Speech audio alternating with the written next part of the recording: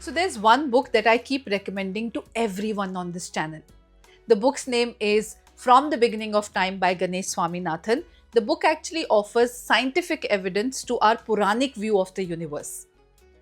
And the reason I'm talking about that book right now because this book has a strong connection to today's book. Hi, hello, namaste. My name is RJ Manjula and welcome to my YouTube channel. And before I start talking about today's book, let me tell you, if you have not watched the review of Ganesh Swaminathan's book that I was talking about From the Beginning of Time, please watch it now. The link is there in the description box below and also on the I button above. तो जब मैं ये किताब पढ़ रही थी ना from the beginning of time तो मुझे पुरानों में बहुत इंटरेस्ट आया तो मैंने कोशिश की हर तरह के ट्रांसलेशंस खरीद कर उनको पढ़ने की लेकिन मेरी हर कोशिश नाकामयाब होती गई sometimes I found the text too boring too long और कभी मुझे कुछ समझ नहीं आया तो मतलब मैं इस किताब को पुरानों को किसी भी तरीके से पढ़ने में बिल्कुल भी कामयाब नहीं हो पाई until I found the perfect one and the one that I have for you today is the same. It's called ब्रह्मांड पुराण वॉल्यूम 1 बाय विवेक देब रॉय. इसका वॉल्यूम 2 भी ऑलरेडी है मार्केट में लेकिन हम आज ब्रह्मांड पुराण वॉल्यूम 1 के बारे में बात करेंगे. So let me tell you a little bit about the author Vivek Deb Roy. He was an author, an economist. He was Prime Minister's economic advisor. He was a member of Niti Aayog and he was awarded Padma Shri, Padma Bhushan and he has translated many ancient texts like Bhagavad Gita. He's translated even Ved and Puran and many other, even Mahabharat he has translated.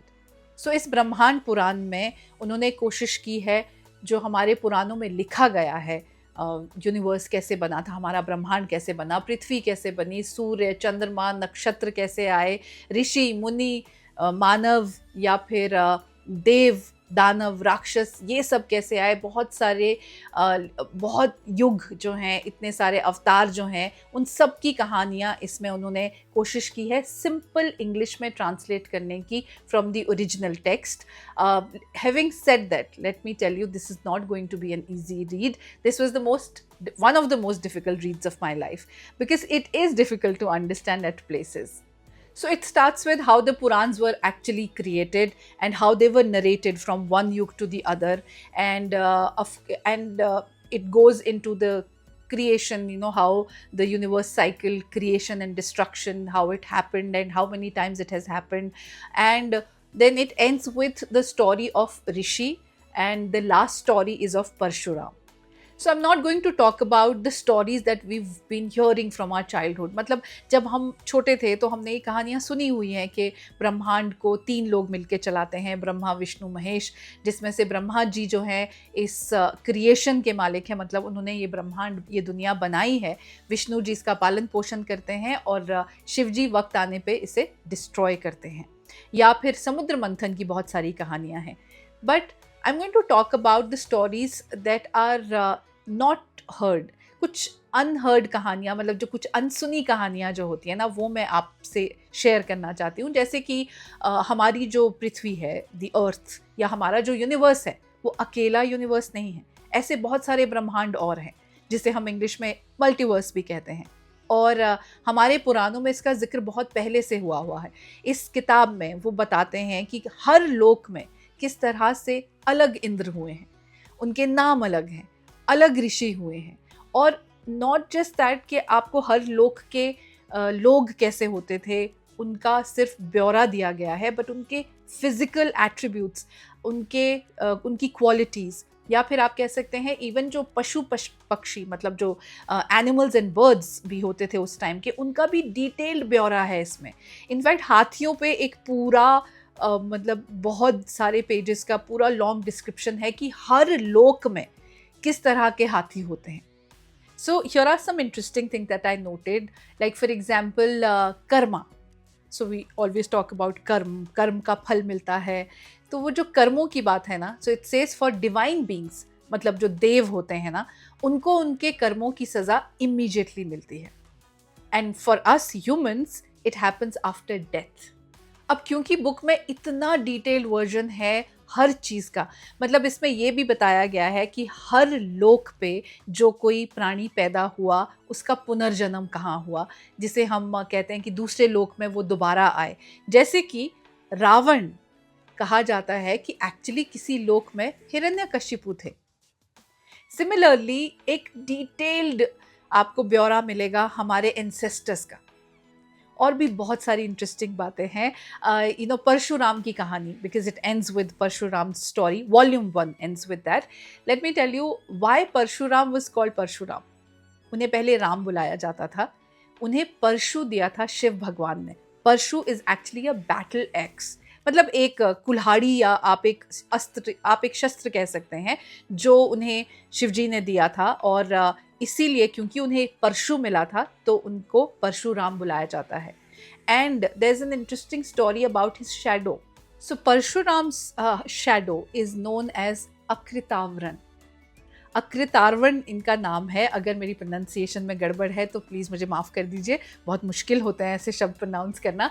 लेकिन इनकी कहानी ये है कि एक बार एक जंगल में जा रहे होते हैं परशुराम, जहाँ पर उन्हें एक बच्चा मिलता है जिसके पीछे एक खूंखार जानवर पड़ा होता है। And this child is so scared, he goes into a cave.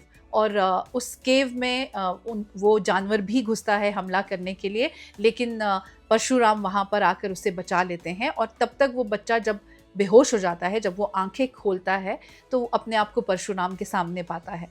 और अकृतार्वण उनका नाम इसलिए है क्योंकि कहा जाता है Akritavran one who is not harmed, मतलब जिनको चोट नहीं लगी, जिनको ज़ख्म नहीं लगे, इसीलिए उनका नाम अकृतार्वण है। और इस इंसिडेंट के बाद से वो हमेशा परशुराम के साथ रहते हैं, उनकी शैडो बनकर। तो उनकी परछाई का नाम भी है अकृतावरण।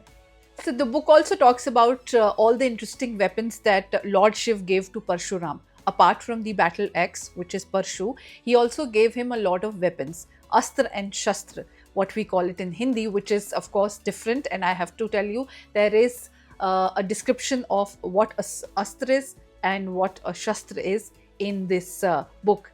So he gave him a weapon to Parshuram, a weapon called I have to read this because the pronunciation is really, really tough. It's called Jrambanastra. Forgive me for the mispronunciation. So, Jrambanastra, basically a weapon. If you use it on your opponent will yawn and go to sleep. So, I'm going to read my favorite part from this book, which is about Saptarishis. You know that constellation? In English, we call it Big Dipper. उसके जो 7 सितारे हैं ना, जिन्हें हमें हमेशा से बचपन से बताया गया कि ये सप्तऋषि होते हैं, तो इन सप्तऋषियों को सप्तऋषि ही क्यों कहा जाता है? The book talks about that. It says those who possess 7 qualities are described as saptarishis. These 7 qualities are a long lifespan, ability to compose mantras, divine insight obtained from Ishwar, direct understanding about dharma, the establishment of a gotra, constant devotion towards the 6 tasks, and good conduct as a householder. Now, the 6 tasks that it talks about, they are teaching, studying, performing sacrifices, officiating at sacrifices, donating and receiving. So, सबसे पहले आपको बता दूं, ये मेरी life का one of the difficult video था, क्योंकि इसमें इतना कुछ है ना कि इसे बयान नहीं किया जा सकता. It's not easy to put everything that has been written in the book into words. So please forgive me if I have made mistakes, especially in pronunciation, that I'm sure I must have made a lot of mistakes. So do forgive me. और I hope आपको ये मेरी छोटी सी कोशिश ब्रह्मांड पुराण को समझने की पसंद आई हो. आई होप आपको ये किताब ब्रह्मांड पुराण बाय विवेक देबरॉय अच्छी लगे, इंटरेस्टिंग लगे मेरी बातें सुनकर, और आप इस किताब को ज़रूर पढ़ें. एंड हम बहुत जल्द मिलेंगे एक नए वीडियो के साथ. अगर आपको ये वीडियो पसंद आया है तो इसे प्लीज़ शेयर कीजिएगा अपने जितने भी पुरानों में शौकीन जो लोग हैं ना, जिन्हें पुराण और एंशिएंट स्क्रिप्चर्स पढ़ने का बहुत मन करता है, उनके साथ आप ये वीडियो ज़रूर शेयर कीजिएगा. And I will see you soon in my next video. तब तक के लिए पढ़ते रहिए और हंसते रहिए.